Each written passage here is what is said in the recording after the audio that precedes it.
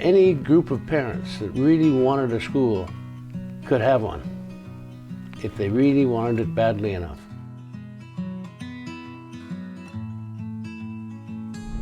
I went 5 years to the United States when I was young, and then we lived in Vancouver for 5 years.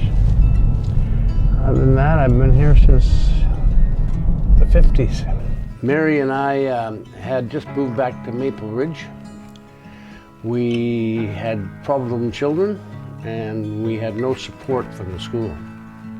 In the public school, it's not cool to be smart. It's not cool to be good. So we called a meeting of parents, and over 100 people showed up. And at that meeting, we raised over $100,000 to start a school. Right there. Right there. That was the rock pit. We had to fill it in with 30 truckloads of gravel. That's where we built the first school. There's a water reservoir. That says that that's where we came from. We finally found the property where the school currently is, and it was in the agricultural land reserve. And Roy Lynn stood up at the meeting and said to the people who were there, listen, you're never going to grow anything on that piece of agricultural land reserve except kids.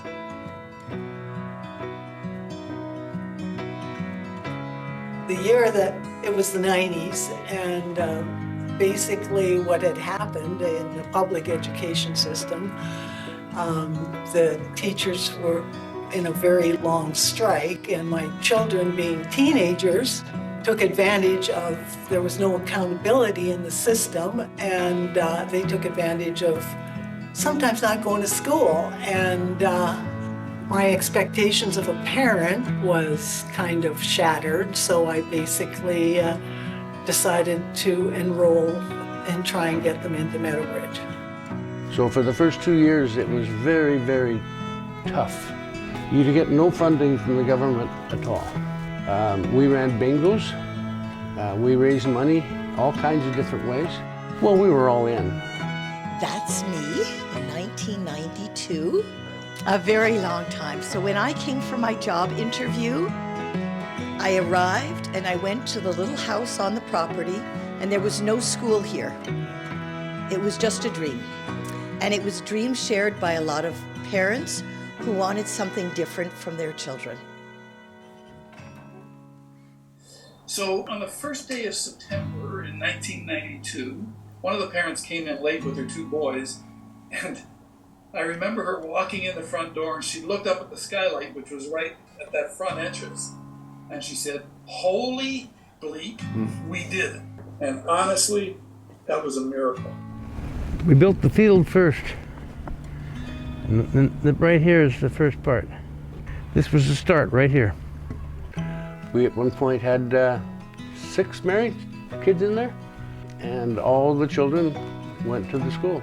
How are they? The baby is 39. Yeah, our youngest boy is 39. 37, sorry.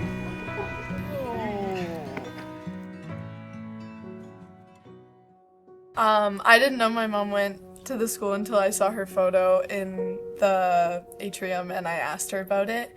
The school has grown so much since I've been there. There was only 14 kids when I graduated. We were the second graduating class. She definitely said it was very different. Like what I was talking about earlier, we're still a smaller community compared to most schools, but when she went here, it was even smaller. I walk into the school quite a bit, obviously, and within every wall, you still have that piece of history from the first day that you walked into that school. Even as we grow and we get bigger, it still keeps that sense of community. Meadowridge doesn't depend on a community, it creates a community. When you get that generational thing going, then what's happening is that the community is stable over time and the school will thrive. And I remember our twin boys, so they were placed in for the assessment. And I remember one of the boys came out and said, "Mom, I made a friend." And I colored. And he just had so much fun. And the other one was just, "When are we gonna go back?" So just that attitude that they had and the happiness that they had, we just wanted to capture that every day. I love, and it's a tradition at our school, which is the Kinder Buddy experience. To see our grade 12 students matched with a kindergarten, I think it just embodies our school so much that the kindergartens are teaching the grade 12s. It's not just the other way around, and the grade 12s are teaching the kindergartens, but it speaks to that education starts with relationship. And I had been in a school in Toronto, St. George's College in Toronto, where they had a very active house system. And I thought, you know what, this is what we need to do here. So we sat down as a staff. We thought, what are we gonna call these 4 houses?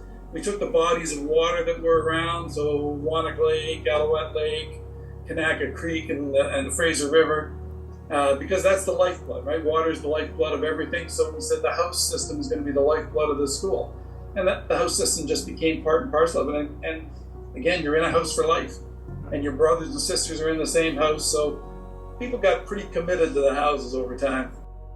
As I talk to some of my friends now who did not go to Meadowridge, I started to realize how different the experience here was. It's really special, right? It's special from the moment you enter the door to the moment you leave. You are building relationships with your kinder buddy, kids who are younger than you, kids who are older than you, teachers. And these relationships lasted way longer than just when you went to school here.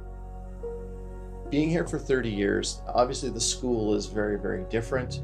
And so the school has evolved, and of course I've evolved also as a person and as a teacher. But really, when it comes down to it, the school is the idea, or the fact of Meadowridge School and that I'm teaching here has not changed. I think what makes Meadowridge culture different is everyone here is committed to the same values and the same mission. So we work toward developing children and developing ourselves, is learning to live well with others and for others. And I think every decision we make is based in that. And I think that's very unique. If we want our life to be good, we have to make sure that the world around us treats people well.